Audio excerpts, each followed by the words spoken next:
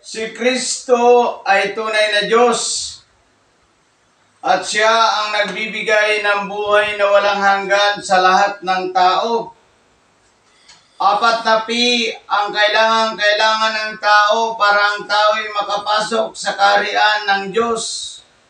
Sabi niya dito sa Isaiah chapter 1 verse 18 ay ganito ang sinasabi sa talatang 18, "Halik kayo at magliwanagan tayo. Gaano man karami ang iyong kasalanan, handang-handa kong ipagpatawad ang lahat ng mga iyan.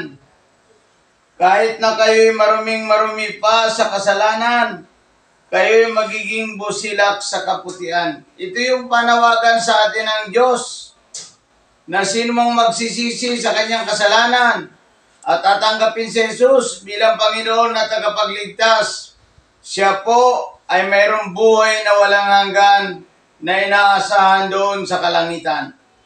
Ang kaligtasan natin ay nasa apat na P. Apat na P ang daan papunta sa langit: pagsisisi, pagtalikod sa kasalanan, pagtanggap kay Jesus bilang Panginoon at tagapagligtas at tanggapin natin sa ating puso, at pagsulat ng Diyos sa iyong pangalan sa aklat ng buhay. Apat na P ang daan papunta sa langit. Salamat po, purihin natin ang Panginoon.